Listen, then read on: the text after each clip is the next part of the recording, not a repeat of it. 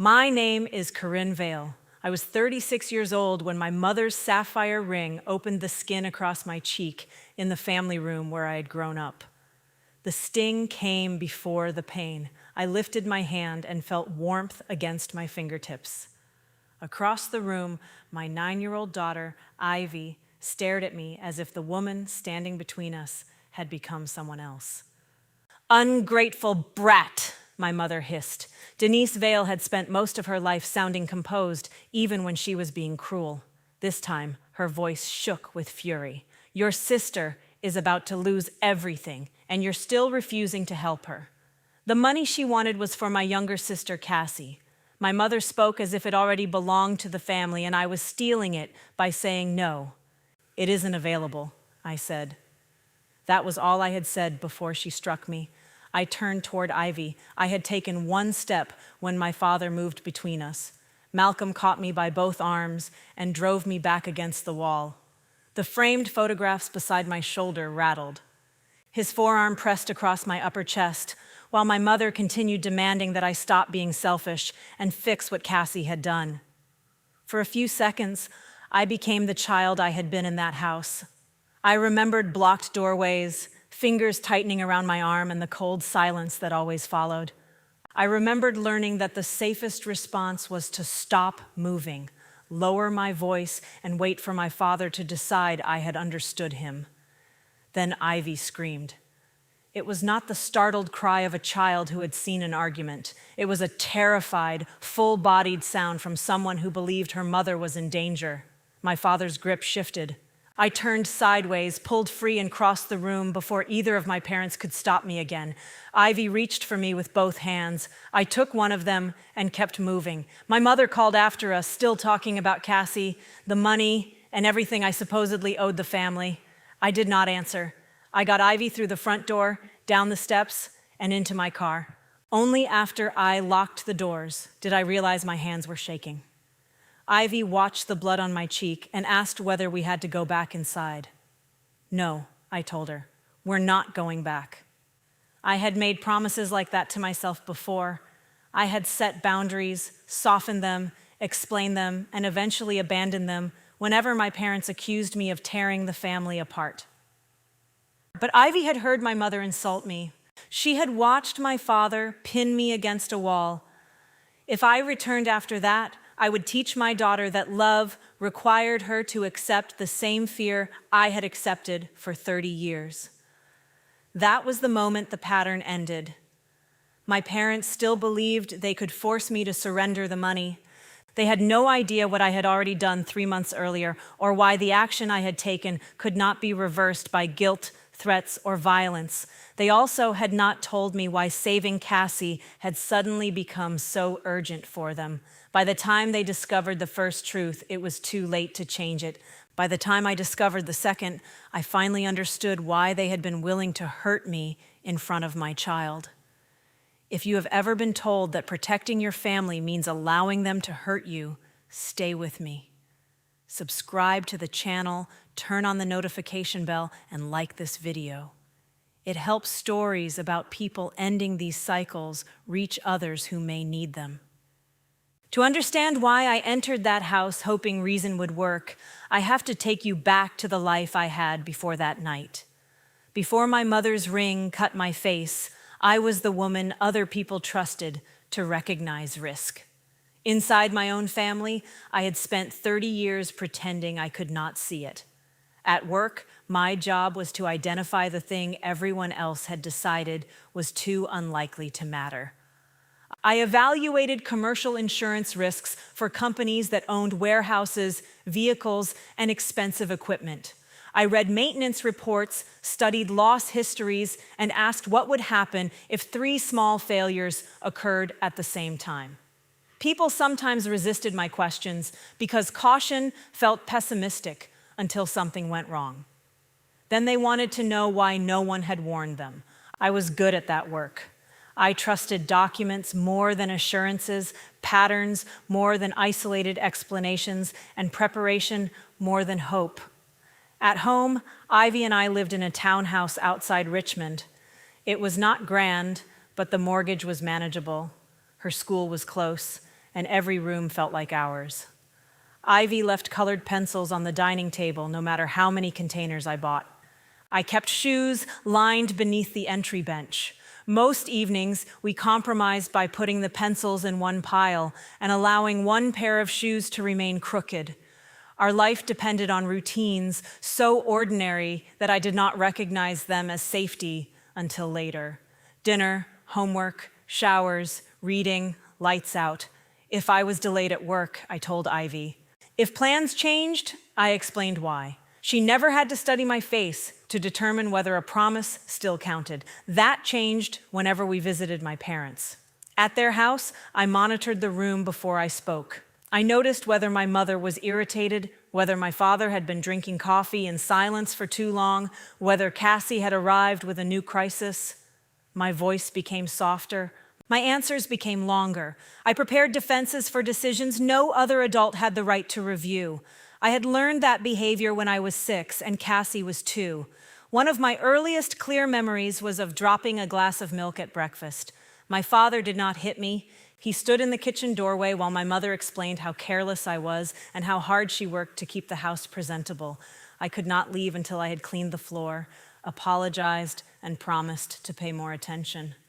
A week later, Cassie pulled a bowl from the table and broke it. My mother lifted her away from the pieces, kissed her forehead, and told me to bring the broom because I was old enough to help. The difference was small enough to explain individually. Cassie was younger. I should have been more careful. My mother was tired. My father believed older children needed discipline. Over time, those explanations formed a system. If I needed something, the family evaluated whether I had earned it. If Cassie needed something, we evaluated how quickly the rest of us could provide it.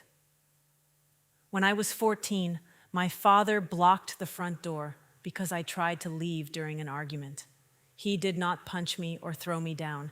He placed one hand against the door, leaned close, and waited until I stopped asking to go outside. Afterward, my mother said he had been afraid I would make a reckless decision. When I was 17, he gripped my upper arm hard enough to leave finger-shaped shadows because I refused to apologize to Cassie for using the car on the afternoon she wanted it. My mother told me bruises faded faster than family resentments. By adulthood, no one needed to state the rules. I anticipated them. I paid Cassie's overdue electric bill when she was 23. I covered the security deposit on her first apartment because my parents said they had already done enough. When her car needed repairs, I let her use mine for 2 weeks and rearrange my commute. Each favor was described as temporary. Gratitude lasted until the next time I hesitated. My parents did not constantly insult me. That would have been easier to identify. They praised me for being dependable. My mother called me her sensible daughter. My father said I had inherited his work ethic. At holidays, they told relatives they never worried about Corinne. I mistook the absence of concern for confidence. In reality, they did not worry about me because they expected me to absorb whatever happened. Ivy began noticing before I admitted there was anything to notice. She was 8 when she asked why Grandma Denise always wanted me to say sorry first. I told her adults sometimes apologized to keep small disagreements from becoming large ones. Even if the other person did it, she asked, sometimes being right isn't the most important thing. I heard my mother's voice inside my answer and changed the subject. At my parents' house, Ivy asked permission before opening the refrigerator. She kept her hands folded when my father corrected her. If my mother's expression tightened, Ivy moved closer to me. I told myself she was simply reserved around older adults. I did not ask why my confident child became cautious in the same rooms where I became quiet. Then my great-aunt Lorna died.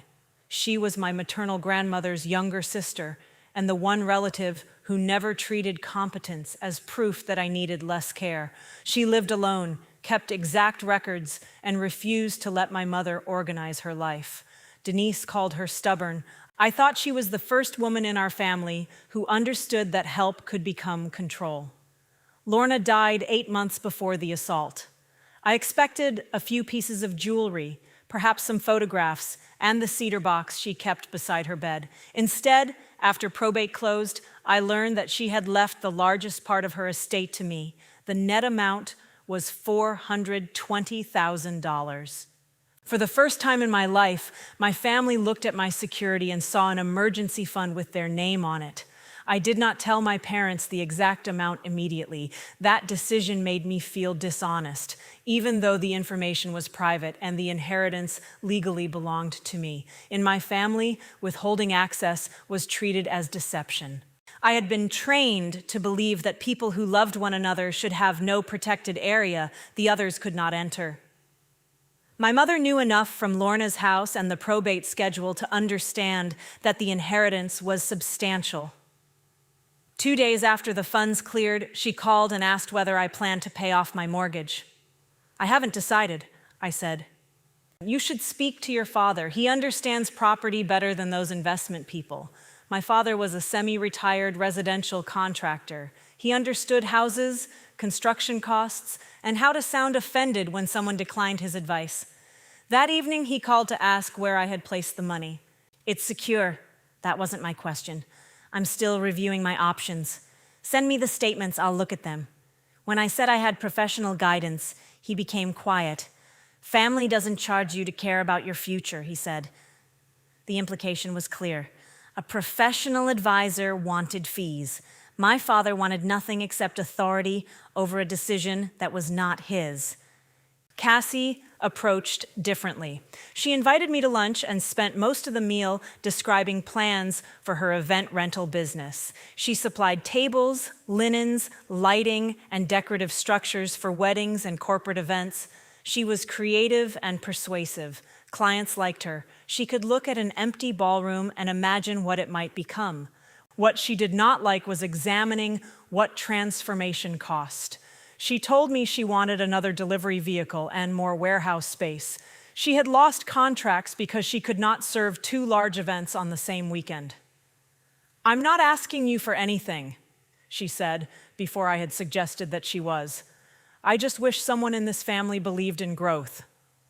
I asked whether she had reviewed the numbers with an accountant. Her smile tightened. "You always turn everything into a risk assessment. Expansion is a risk. It's also an opportunity." She changed the subject, but when the check arrived, she left it beside my hand without looking at it. I paid. For the next several weeks, my family discussed my inheritance without openly asking for it. My mother mentioned repairs the rental condominium needed. My father sent listings for properties he thought I should buy. Cassie forwarded an advertisement for commercial vehicles with a laughing message about what she could accomplish if money were no object. None of those contacts qualified as a demand. Together, they showed me that my family had already included the inheritance in its plans. I began sleeping poorly. I would wake at 3 in the morning and imagine emergencies. My father's business might fail. My mother might need medical care. Cassie might lose the company. Each imagined crisis ended with the same question: if I had the ability to prevent harm, what kind of person would refuse? That question had controlled me for most of my life. Simone Reed asked a different one. Simone and I had been friends for years, but I first met her professionally in her estate planning office. She was 38, precise, without being cold, and almost impossible to hurry. I brought account records, probate documents, and a list of possibilities I had researched. I told her I wanted to protect the money for Ivy's future while keeping enough available for household emergencies. Then I spent 10 minutes explaining why my family might need some of it. Simone let me finish. "Which goal brought you here?" she asked. "Protecting Ivy's future or remaining available to solve your family's problems?" "Both, if possible. They may not remain compatible." I looked down at my notes. I don't want to become selfish because I'm afraid they'll ask. Protection and punishment are different actions. So are generosity and surrender. I knew that intellectually. Hearing it applied to me made my chest tighten. Simone outlined several structures. Some would leave me broad control. Others would create firmer separation. She explained the advantages, costs, and limits of each one without telling me what a good daughter or good mother should choose. If you keep complete control, she said, you keep complete flexibility. You also remain the person everyone can pressure. And if I give up control, then the protection is real because your future emotions cannot undo it. That frightened me more than I expected. I had always managed family pressure by delaying decisions. I could say no today and reconsider tomorrow. I could set a boundary and soften it when my mother cried. Irreversibility meant I would lose the ability to purchase peace later. It also meant no one else could force me to do it. I went home and watched Ivy complete a school project at the dining table. She had colored a row of houses and written one goal beneath each one: college, a job she liked, a home with a yellow door, a dog, although she added that the dog could come before the home if necessary. She asked why I was staring. I'm thinking about the future. Mine or yours? Both. That answer stayed with me. Exactly 3 months before the night at my parents' house, I returned to Simone's office. I read every page she placed in front of me. I asked what would happen if I lost my job, if Ivy needed medical care, if I changed my mind, or if someone sued me. Simone answered each question. An independent financial institution had its own responsibilities. The date, transfer, and administration would be documented. What I chose would not depend on a secret promise or a person doing me a favor. I signed the papers. Then I authorized the movement of the funds the documents required. I will not pretend I felt powerful. I felt sick. My hand shook when I wrote the final signature, and I sat in my car afterward wondering whether I had just protected my daughter or betrayed everyone who had ever called me dependable. Simone sent me the completed copies and confirmation that everything had been executed. I saved the electronic records and placed the paper file in a secure drawer at home. My family knew none of that. What they noticed was that I stopped discussing money by phone. When my mother asked again for account information, I told her any financial request needed to be made in writing. "What kind of daughter requires paperwork from her parents?" she asked. "One who wants everyone to understand the same thing." She called my answer cold. My father sent a message containing only 4 words: "You are being ridiculous." Cassie acted amused. She said I had turned into one of my own insurance forms and asked whether she needed to declare every lunch I had ever purchased. I laughed because the alternative was admitting how afraid I was of their anger. They continued believing the money remained available. I did not correct them because doing so would have required revealing a decision I was not emotionally ready to defend. For a while, the pressure quieted. Then Cassie's messages changed.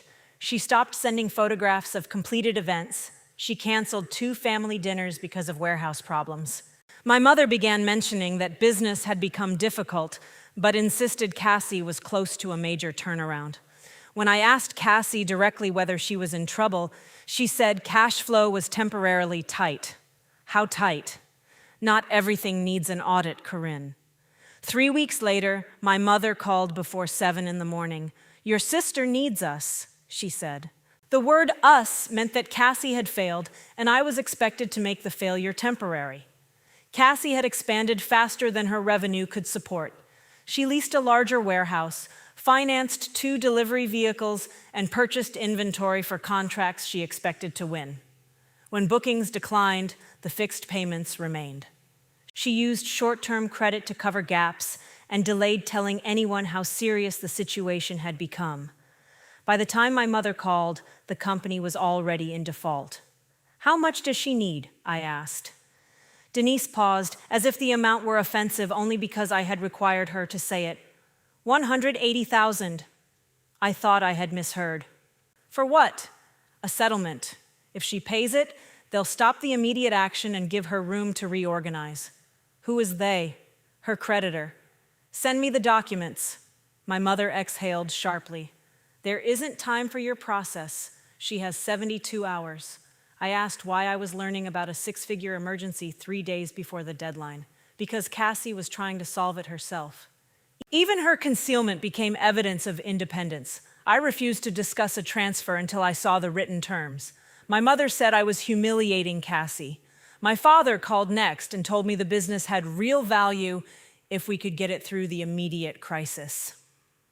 "We?" I asked. This affects the entire family? How? Your sister could lose everything she built. That affects Cassie. What aren't you telling me?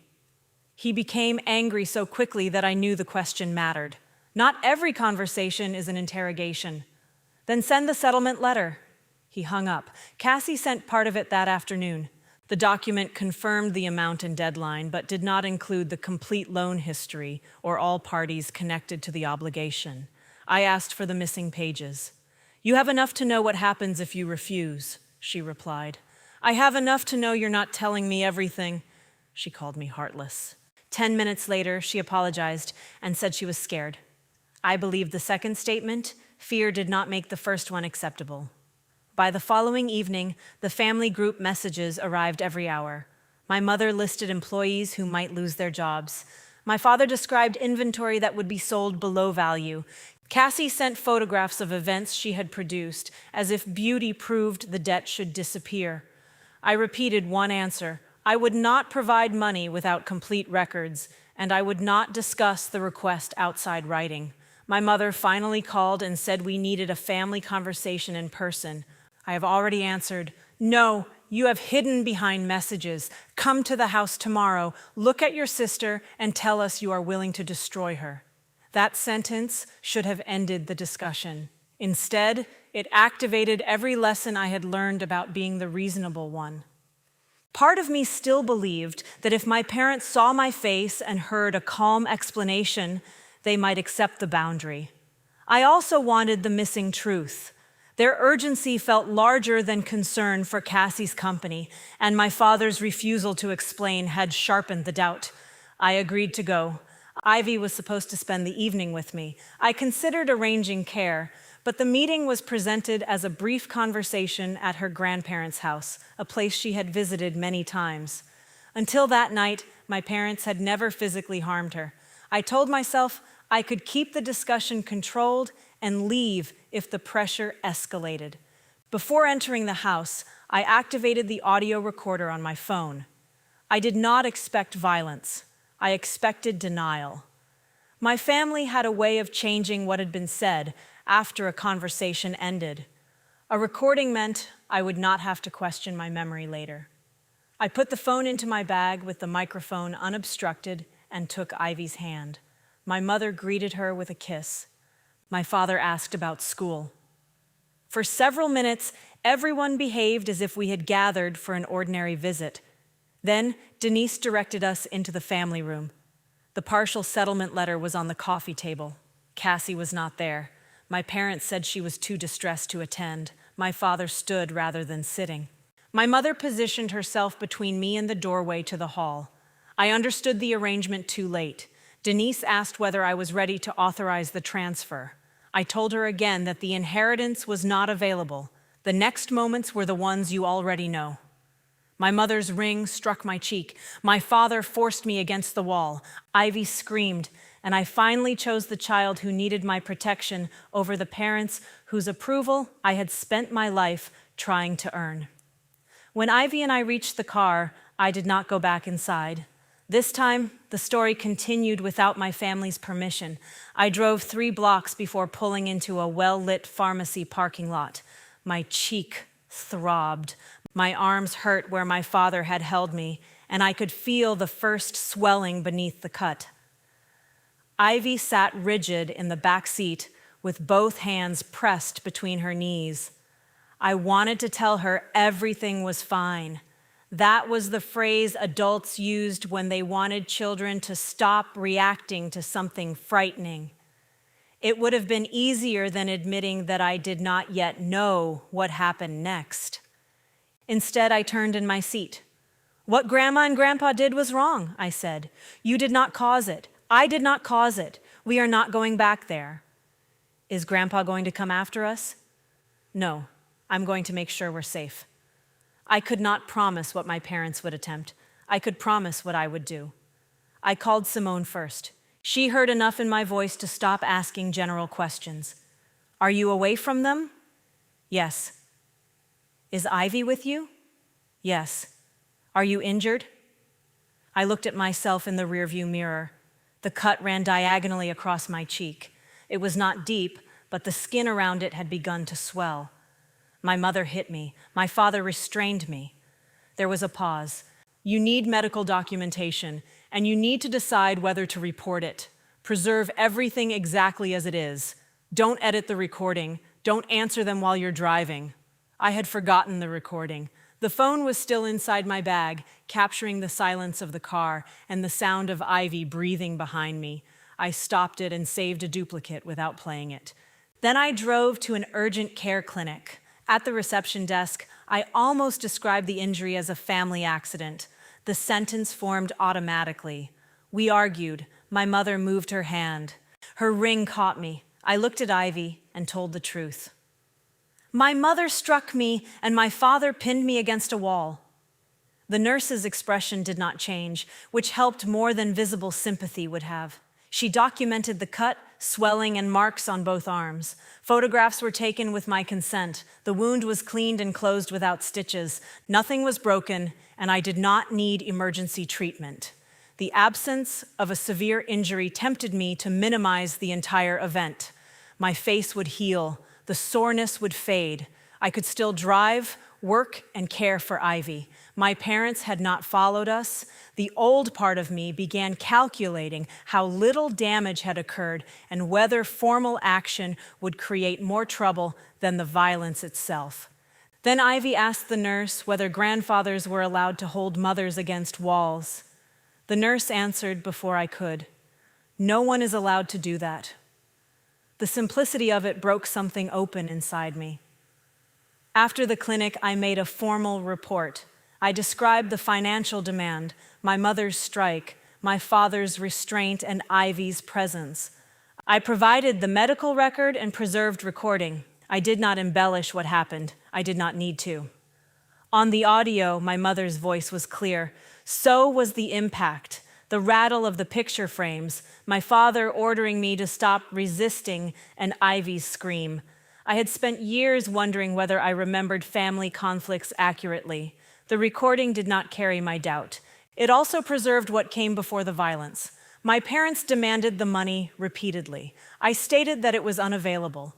My mother accused me of choosing myself over Cassie. My father said I had no right to let a family asset sit untouched while my sister's life collapsed. He called it a family asset. That phrase stayed with me. By the time Ivy and I reached home, I had missed 14 calls. My mother left the first voicemail.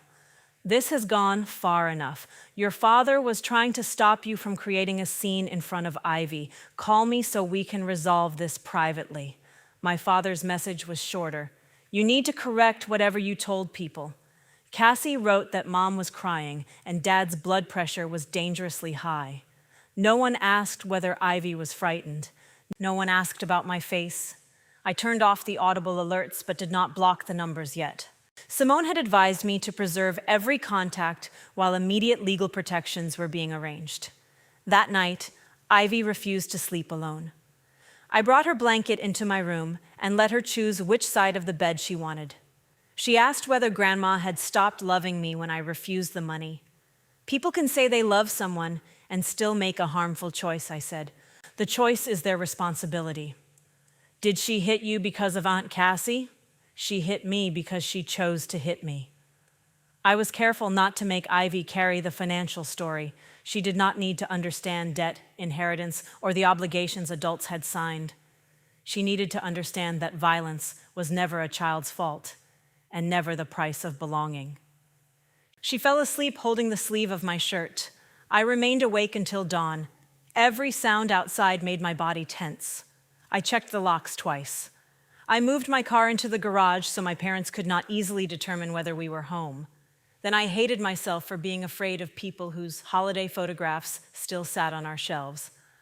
The following morning, I arranged counseling support for Ivy and notified her school that only I could authorize pickup. I spoke with Simone about communication, documentation, and protective proceedings. Each decision felt severe until I compared it with the alternative. Returning Ivy to the people she had watched hurt me. My mother sent a photograph of the family room wall. One frame had fallen after we left. The glass was cracked. "Look what your outburst caused," she wrote. I stared at the message for several seconds. The photograph showed the wall where my father had pinned me. My mother saw broken glass and assigned it to me. She did not mention the blood her ring had drawn or the scream the recording had preserved. I saved the message. For the first time, I did not answer. Silence did not reduce the pressure. It changed its form. My parents stopped leaving emotional voicemails and began sending urgent financial messages. The settlement deadline would expire the next afternoon. Cassie's employees would lose their jobs. Inventory would be seized. Contracts would be canceled. The family would never recover from my refusal. My mother wrote as if the assault and the demand belonged to separate conversations. We can address what happened after Cassie is safe. My father was more direct. Transfer the money and this ends. I read that message several times. He may have meant the financial crisis would end. He may have meant the family conflict. The ambiguity was its own kind of threat because it asked me to imagine what would happen if I continued refusing. I forwarded everything to Simone and said nothing. By noon, Cassie called from a number I did not recognize. I answered because I thought it might concern a client or Ivy's school. "Please don't hang up," she said. Her voice sounded exhausted. For a moment, she was my younger sister, rather than the person our parents had spent decades protecting from consequences. "I heard what happened," she said. "Mom should not have hit you. Dad should not have grabbed you." I waited. "But the deadline is still real." There it was. "You called me after learning that they assaulted me in front of Ivy, and you still want the money. I'm saying the two issues can be separated." "Why should they be?" "Because my employees didn't hurt you. My clients didn't hurt you. I didn't even know they were going to bring Ivy into the room. I brought Ivy to what I was told would be a conversation, and you knew they were pressuring me." "I knew they were talking to you. I didn't ask them to do that." "Did you tell them to stop?" She went quiet. Cassie said the business could survive if the settlement was paid. She promised to repay me after restructuring. She reminded me that our parents were retired and had already helped as much as they could. I noticed the wording. What have they done? They've supported me. Financially, Cassie, what have they signed? Why does that matter right now? Because everyone keeps telling me this destroys the family, but no one will explain how. She began crying. In the past, that sound would have ended my questions. I would have reassured her, taken responsibility for the practical problem, and postponed my anger. This time, I let the silence remain hers. "I need you to understand," she said. "If you let the deadline pass when you can stop it, I will never see you the same way. You already knew Mom hit me and Dad restrained me, and you made this call anyway. I will never see you the same way either." I ended the call. The grief arrived so quickly that I had to sit down. Cassie had not designed our family hierarchy. She had been a child when our parents first assigned us our roles. I had spent years using that truth to excuse her adult participation. But she was 32 now. She understood enough to name the violence as wrong. She simply believed its wrongness should not interfere with her rescue. That was not ignorance. It was entitlement with a sympathetic voice. Extended relatives began contacting me that afternoon. None of them had the complete story. Some believed I had promised Cassie the money and withdrawn it during an argument. Others had been told my father held me back because I tried to attack my mother. One cousin wrote that family disagreements should never involve outsiders. I did not publish the recording or circulate photographs. I did not launch a public defense. I sent one factual response where necessary. There had been no promise I had been assaulted, the matter was documented, and I would not discuss it further. Some relatives apologized, some disappeared. A few repeated that they did not want to take sides. Neutrality sounded different once I understood who benefited from it. The protective process moved more slowly than my fear wanted and more steadily than my parents expected. Temporary restrictions established distance while the underlying matters continued. Communication shifted toward formal channels. My parents were no longer entitled to arrive at my home or demand a private meeting simply because they called themselves family. The settlement deadline arrived at 4 o'clock the next day. At 3:30, my mother sent a final message. "You still have time to choose your family." At 3:42, my father called twice. At 3:51, Cassie sent a photograph of the warehouse floor and wrote, "Please." I sat at my dining table with my phone face down beside me. Ivy was at school, the house was silent. My entire body urged me to do something. That urge did not mean I was responsible. It meant I had been trained to experience other people's consequences as an emergency inside my own nervous system. At 4 o'clock, nothing visible happened. There was no alarm, no instant seizure, no dramatic announcement. A deadline simply passed. The creditor gained the right to take the next steps already described in the documents Cassie had not fully shared. At 4:14, my mother wrote one sentence, "You have destroyed your sister." I looked at it until the words stopped feeling like a verdict. Cassie's business had been damaged by expansion, debt, and concealment. My parents had chosen involvement I still did not understand.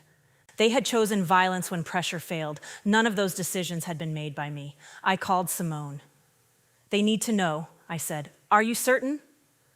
"Yes, not because I owe them an explanation, because I want the argument about access to end." She understood which records I meant. For 3 months, the documents had protected Ivy's future in silence. Now they would answer the question my family had tried to force against a wall. When I returned to Simone's office in my memory, the detail I remembered most clearly was not the legal language. It was the moment she asked whether I understood that real protection would also limit me. "If you create this structure," she had said, "you will not be able to undo it because your parents are angry, because your sister is frightened, or because you feel guilty. You also will not be able to undo it for yourself." "That is the point," I said. "It needs to remain the point when the cost becomes emotional." Exactly 3 months before the assault, I placed $400,000 of Lorna's inheritance into an irrevocable spendthrift trust for Ivy. The trust was designed for her health, education, and support, with provisions that could assist her with a first home when she was older.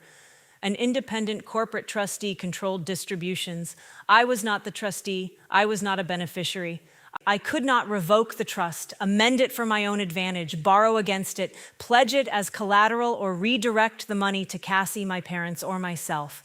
I retained $20,000 outside it for taxes, legal expenses, and household reserves. The choice had not made me rich. It had made Ivy's future separate from every crisis my family might create. At the time, I had imagined softer emergencies. A request for a business loan, pressure to purchase property with my father, a medical expense my mother believed I should cover. I had not imagined blood on my cheek or my daughter screaming, but the protection did not depend on my predicting the exact form of pressure. That was why it worked. The following morning, Simone sent a formal response through the appropriate legal channel. It did not contain insults or threats. It stated facts. The inherited funds my family believed were available had been substantially transferred 3 months earlier. The transfer was complete. The trust was irrevocable. An independent institution administered it. Neither I nor any member of the Vale family possessed authority to use the assets for Cassie's debt. My parents did not believe her. My mother sent messages claiming I could change anything if I truly wanted to. My father demanded the trustees' contact information and accused Simone of manipulating me. Cassie asked whether the trust could lend the money temporarily. The answer remained no. They had spent so many years watching my boundaries bend that permanence looked like a trick. My father left a voicemail for Simone stating that I had been emotionally unstable since the confrontation and that any recent financial decisions should be reviewed. She answered with dates. The documents had been signed exactly 3 months before the assault. The funds had been transferred and accepted.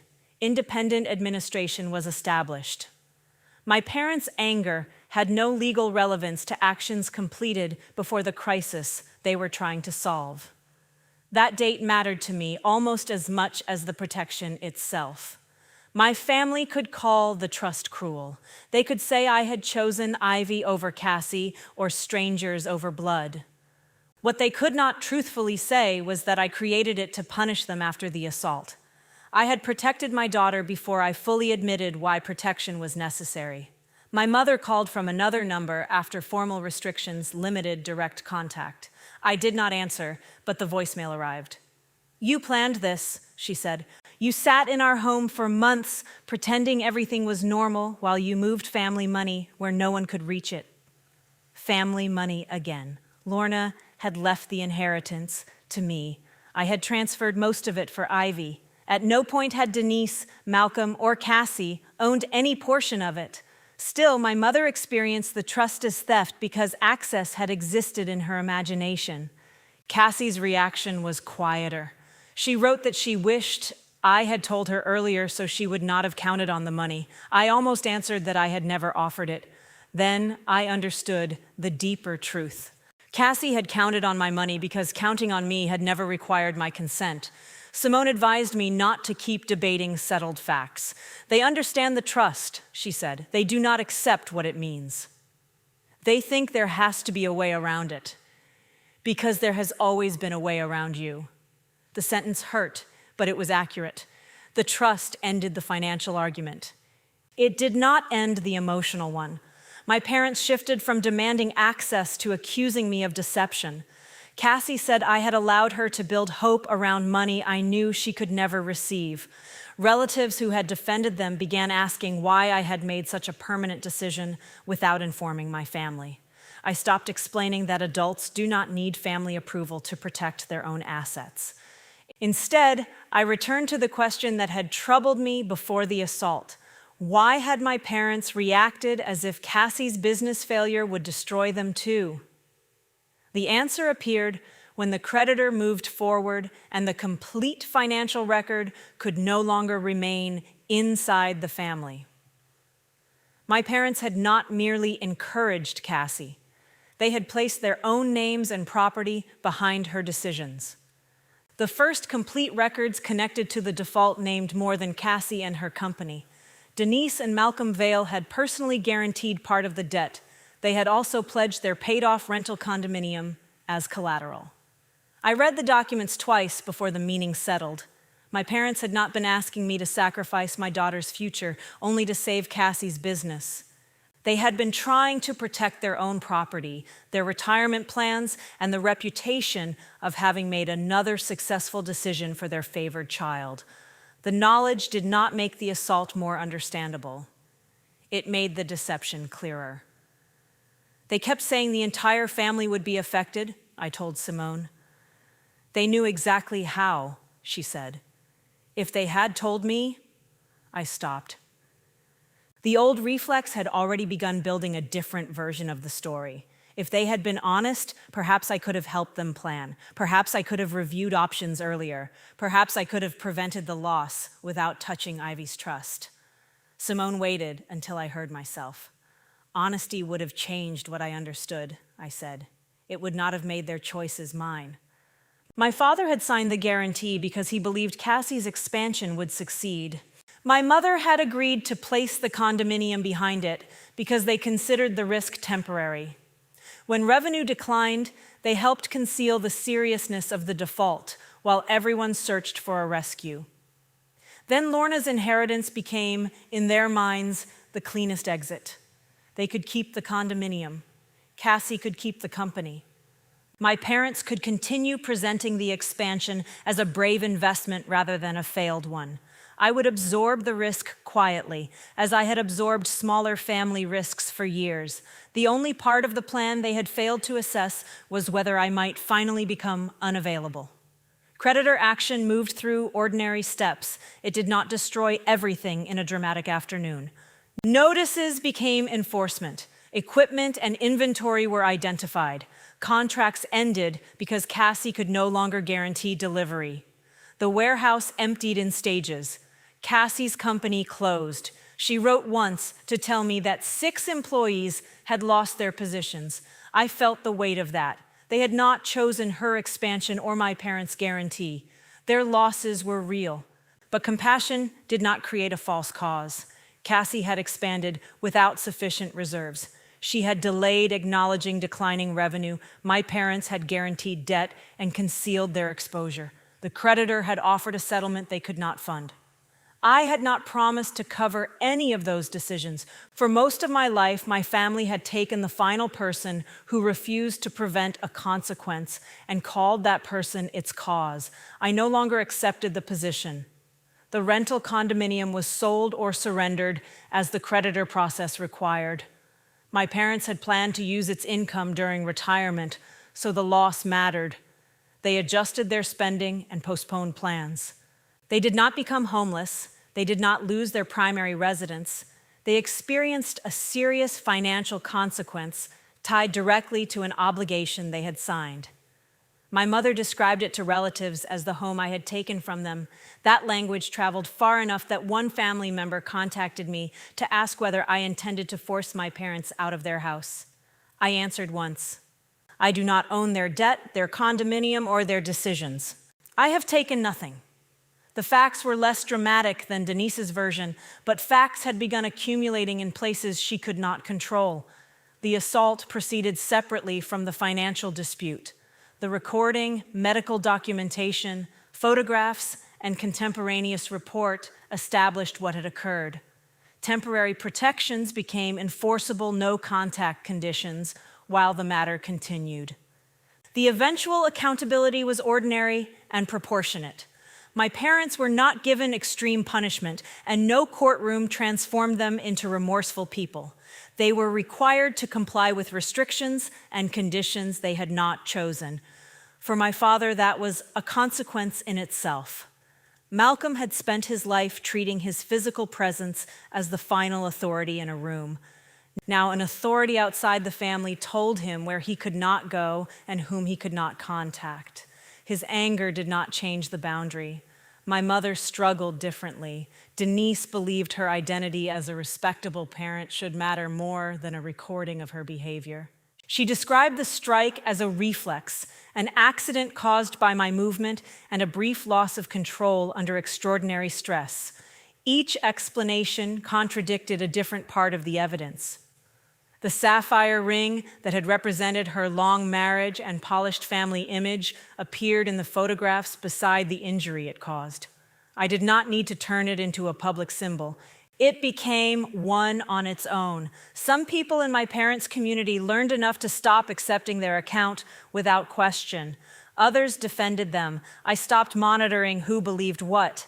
My safety could not depend on winning a vote. Cassie contacted me through the permitted channel several weeks after the company closed. Her message was longer than the others. She acknowledged that she had hidden the seriousness of the debt and allowed our parents to become involved. She admitted that she should not have called me after the assault to ask for money. Then she wrote that losing the business still felt like losing part of herself, and that she did not know whether she would ever forgive me for standing aside while it happened. It was not the accountability I wanted. It was more honesty than she had shown before. I did not use that small change as a reason to reopen the relationship.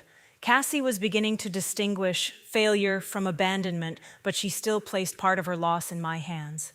Future reconciliation would require more than one careful message written after every rescue had failed. I answered briefly, I hope you rebuild your life. I am not available for money, pressure, or contact involving mom and dad. Ivy and I need distance. She did not reply. The hardest part was not resisting anger. It was resisting hope. My parents sent apologies through approved channels. They said they regretted that the argument had become physical. They regretted Ivy had been frightened. They regretted that private family stress had entered legal proceedings.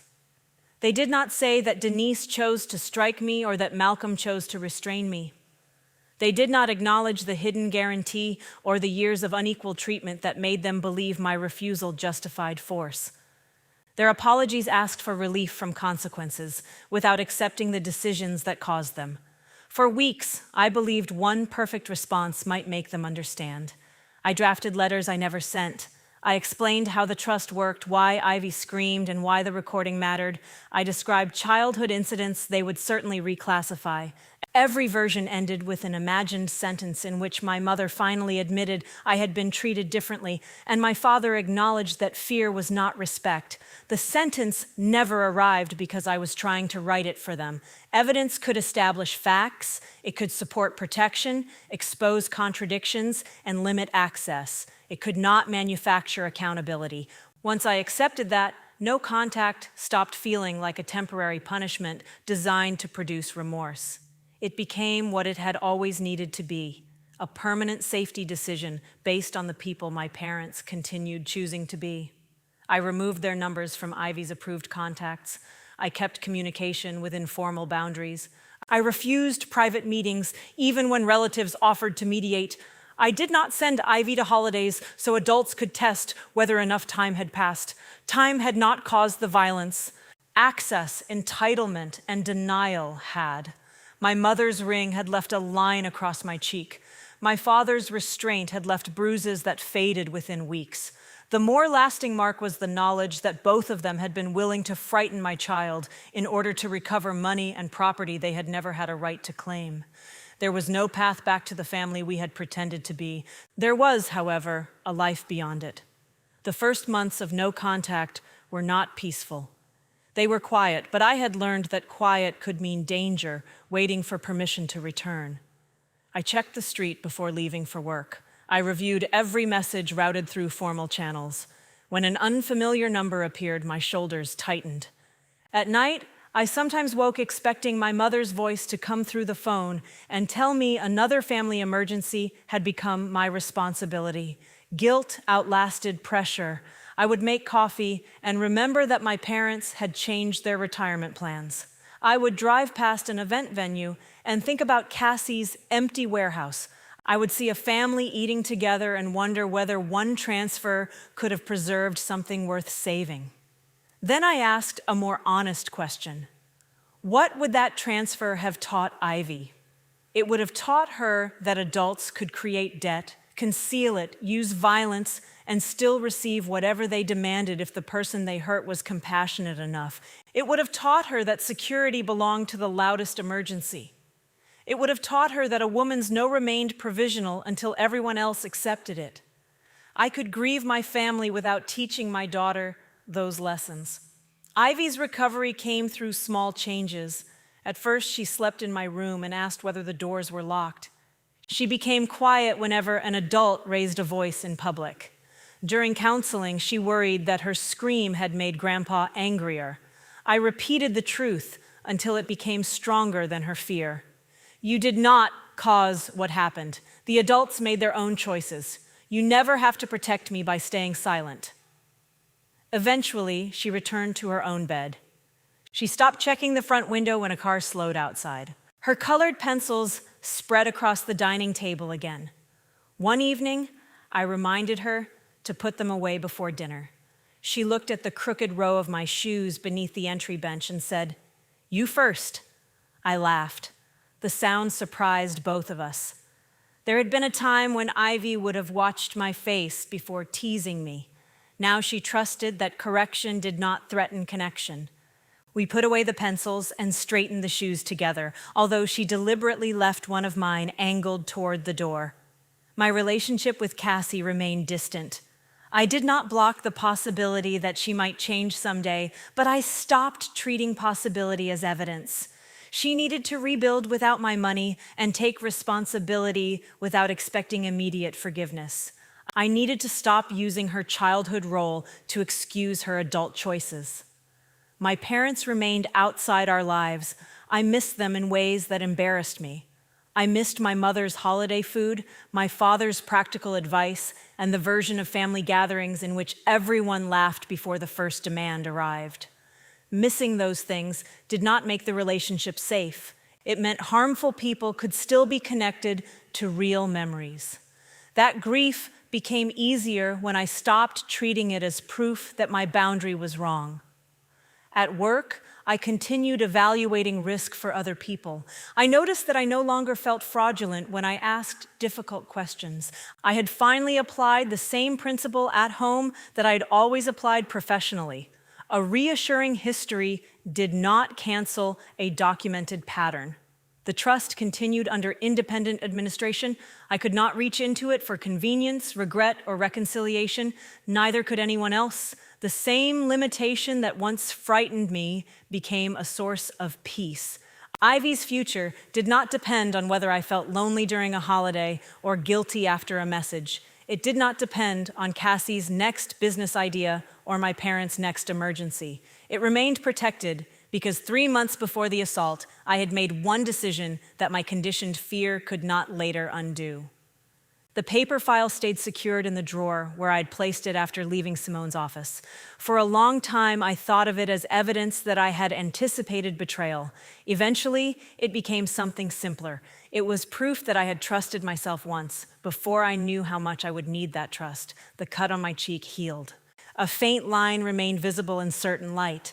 I did not cover it for family photographs because there were no more family photographs requiring me to pretend. I did not display it as a victory either. It was part of what happened, not the whole of who I became. One afternoon, months after the legal and financial consequences had settled into ordinary life, I came home and found Ivy at the dining table working on another school project. She had drawn a house with a yellow door. Beside it stood a dog much larger than the house could reasonably hold. "Still planning the dog first?" I asked. "Maybe at the same time." "That sounds expensive," she smiled. "You always turn everything into a risk assessment." The words had once been Cassie's criticism. From Ivy, they were affectionate and unafraid. I looked toward the entryway. One of my shoes was crooked again. The trust folder was secured. My scar had faded. Ivy kept talking without checking whether the room was safe enough for her voice. That was when I understood the difference between the silence in my parents' house and the quiet in ours. Their silence had required me to disappear so everyone else could remain comfortable. Our quiet held pencil scratches, ordinary disagreement, laughter, and a child who knew she would be heard. My parents had believed the story ended when they lost access to the money. It did not. The story ended when I stopped confusing their access with love. 30 years of abuse did not end because my mother's ring cut my face or because my father pinned me against a wall. It ended because after Ivy screamed, I never taught her to call that treatment family again. The money remained protected, the boundary remained in place, and the quiet they had used to control me became the peace they could no longer reach.